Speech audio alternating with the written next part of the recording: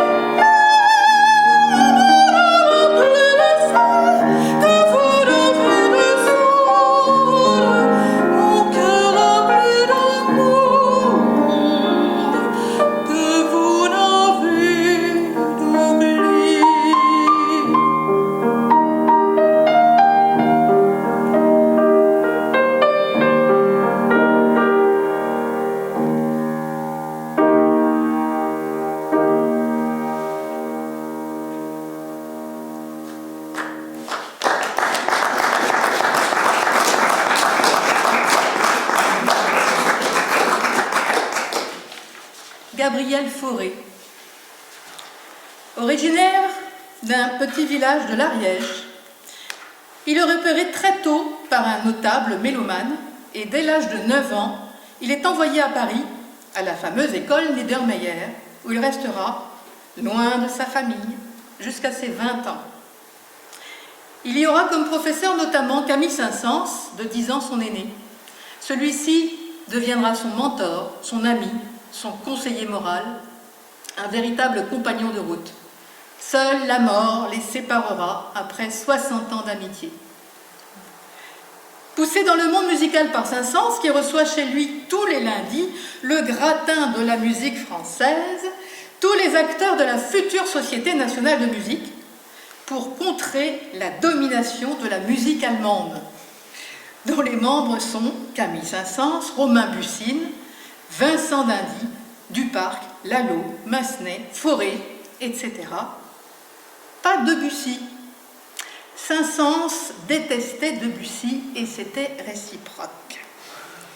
Saint-Saëns introduit également Fauré chez Pauline Viardot, qui, un quart de siècle plus tôt, avait lancé Gounod.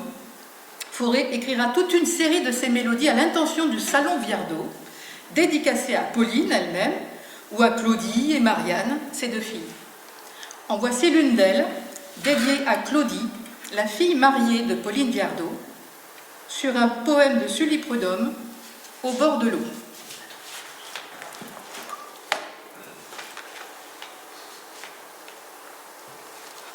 Chaud.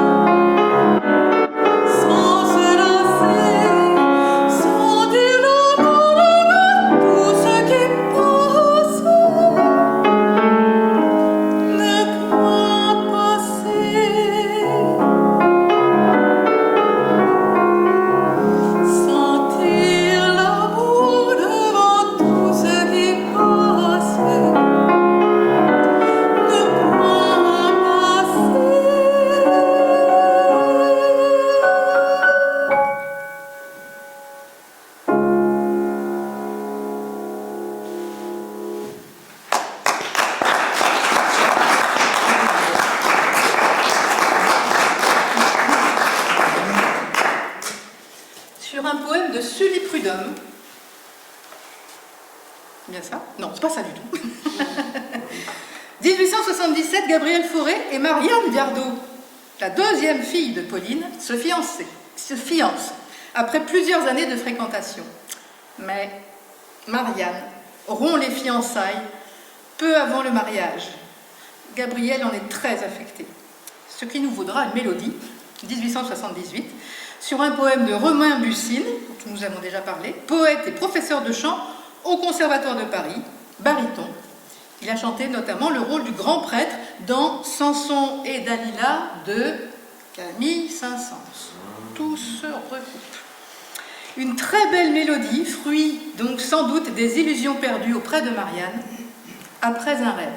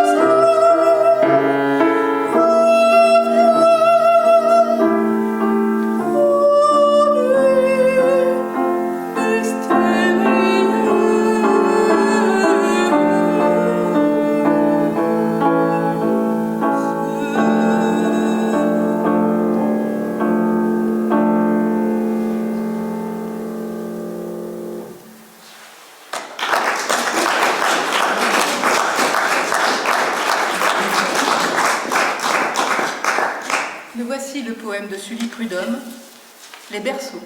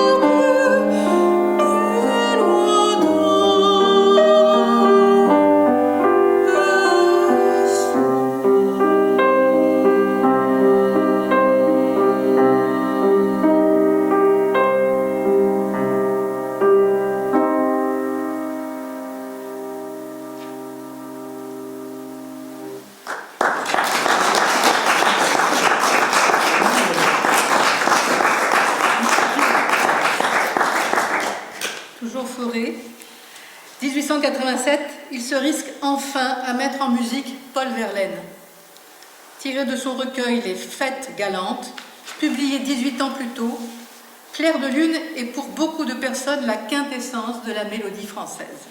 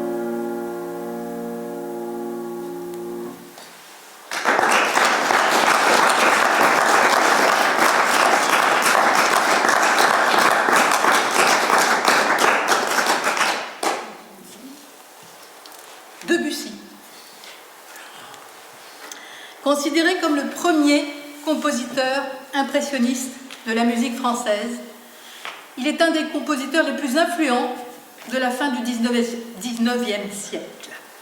Achille Claude Debussy, dit Chilo, dont les parents ne sont pas musiciens, mais après avoir détecté en lui un talent de pianiste, sa mère se met en tête d'en faire un musicien. Le futur compositeur de Péléas et Mélisande entre à 10 ans au Conservatoire de Paris. Il donnera cependant du fil à retordre à ses professeurs, refusant de se plier à l'harmonie conventionnelle. Il dira d'ailleurs plus tard, en 1885, « Je me trouve dans l'obligation d'inventer de nouvelles formes ». En 1884, malgré tout, et surtout malgré Saint-Saëns, qui, on l'a vu, le haïssait, et s'y est opposé par 2 fois, Achille, comme on l'appelle à l'époque, obtient le Grand Prix de Rome et intègre la Villa Médicis. Gounod, au contraire, encourage Debussy. Les 2 hommes s'apprécient. Debussy dira d'ailleurs de Gounod, il a été le premier à apporter dans l'expression des choses de l'amour un peu de transpiration. Sous-entendu, contrairement à Saint-Saëns.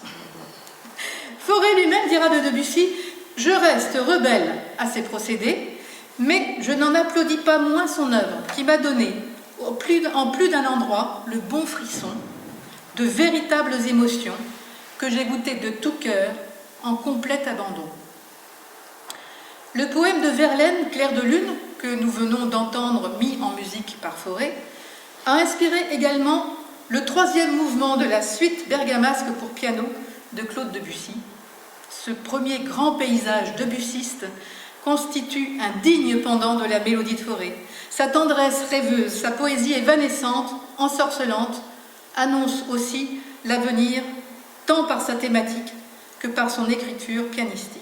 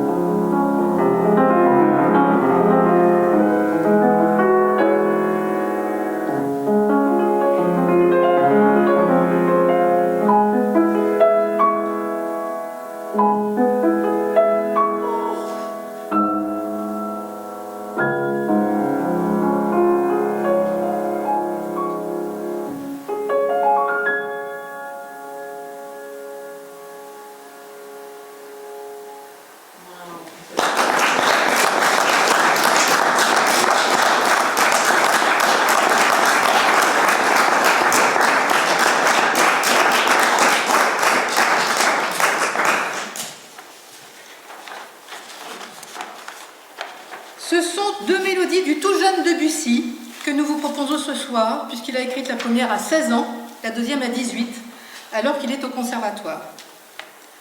À 18 ans, Debussy devient pianiste accompagnateur à l'école de chant de Madame Moreau-Sainty, diva de l'opéra. En hommage, elle recevra de lui sa première œuvre publiée, écrite à 16 ans donc, sur un poème de Théodore de Blainville, Nuit d'étoiles.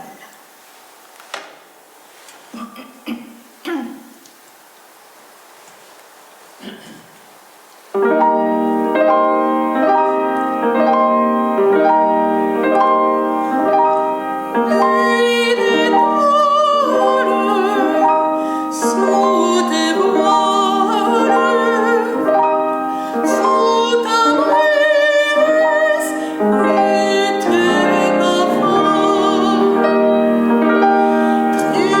nuit,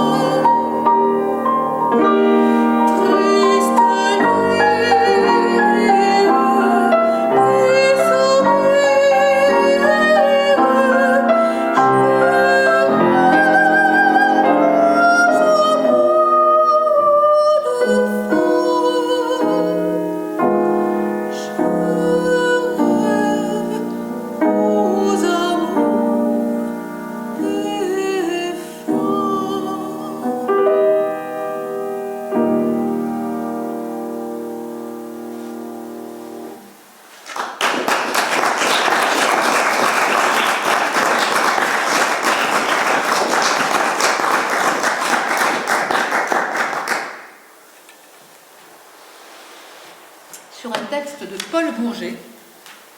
Beau soir.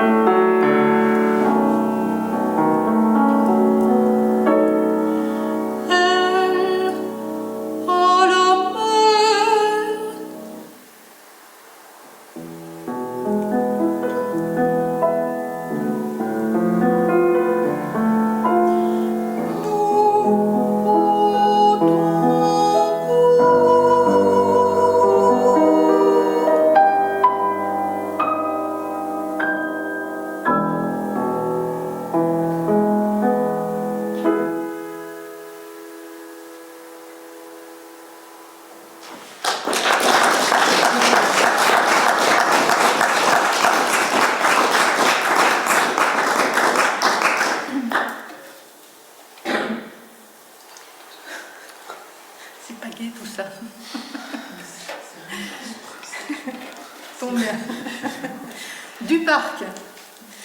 Bien qu'Henri Duparc n'ait composé que 28 œuvres, le cycle de ces 17 mélodies, sensibles et puissantes à la fois, suffisent à faire de lui un compositeur majeur de la fin du XIXe siècle. Le jeune Henri étudie le piano et la composition auprès de César Franck. À 20 ans, il compose ses premières pièces. Il côtoie Franz Liszt et fait partie de la Société nationale de musique, aux côtés de Fauré, Saint-Saëns, Chausson, Chabrier. Il reçoit tout ce beau monde chez lui lors de soirées musicales. Ça devait être quelque chose. Accablé par une exigence maladive et une éternelle insatisfaction, j'en connais d'autres, Duparc avait l'habitude de détruire systématiquement ses esquisses et ses œuvres non publiées. Quel malheur! Ainsi il raconte: dans une heure de profond découragement, un jour d'été, je suis allé allumer un grand feu dans un coin de prairie. J'ai brûlé 10 ans de travail, pensant que le sacrifice une fois fait, je serais peut-être moins malheureux. Je me trompais. Duparc disait: la musique inspirée par une mélodie n'a de raison d'être que si elle ajoute quelque chose à cette poésie, si elle la rend plus touchante pour les âmes. Mais il y a des poésies parfaites et qui sont tellement pleines, dirais-je, que la musique, même la plus belle, même celle que je ne peux pas faire, ne peut que les diminuer. 1868, Duparc a 20 ans. Il compose sur un poème d'Henri Casalis, poète et médecin. Un petit mot sur Henri Casalis. Docteur respecté, il a pour patient Maupassant et Verlaine. Il est ami de Mallarmé et Sully Prudhomme, avec qui il forme la Société de protection des paysages et de l'esthétique de France. Ces poèmes ont été repris par Saint-Saëns, Chausson, Anne et Duparc. Chanson triste.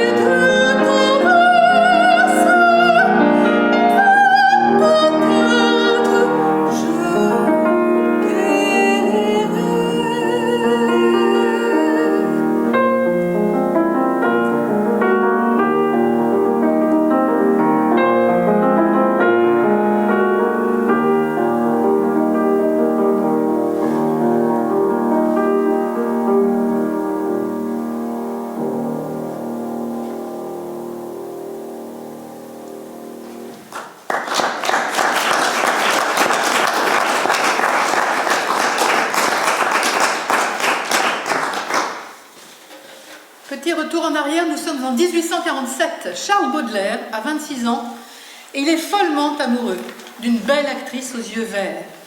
Il rêve de partir avec elle, de s'immerger pour de vrai dans la magie des tableaux flamands, de l'emmener dans ce pays qui lui ressemble, à savoir la Hollande.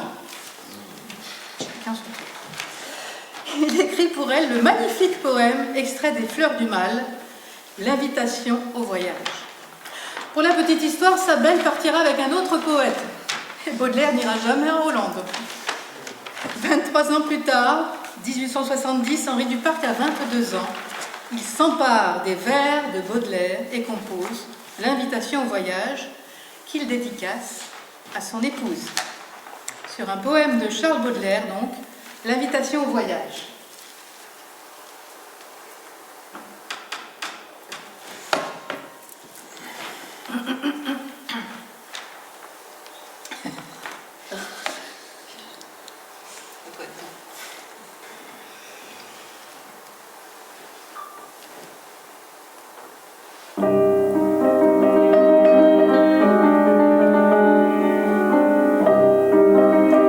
Mon enfant,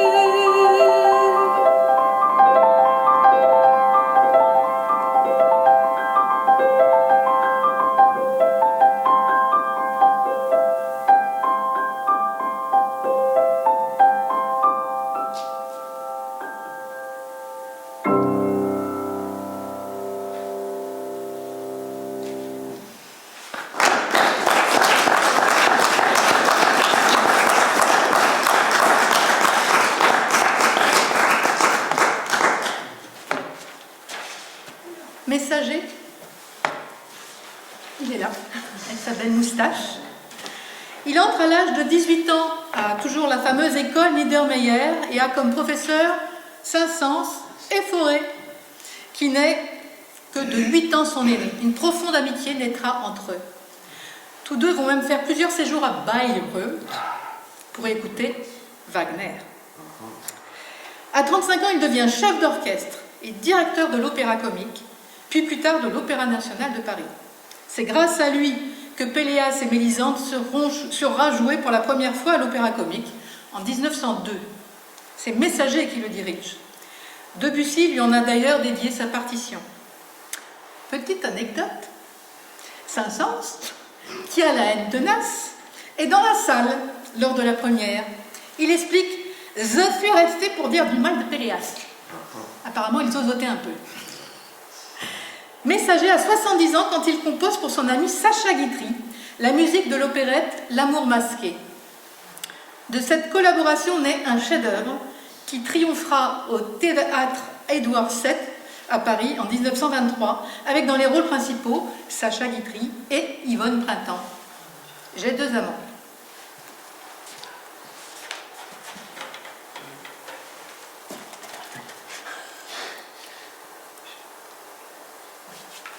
Ça donne chaud les amants.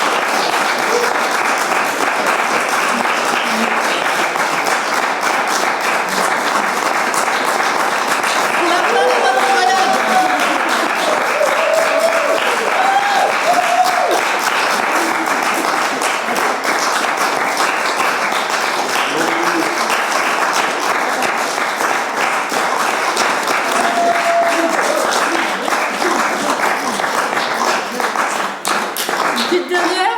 Oui. Vous avez été très sage. Alors, c'est toujours une voix de printemps qui chante ça d'ailleurs. Les chemins de l'amour. De Francis Poulenc. On l'a pas eu en plus. Non, voilà. En suivant.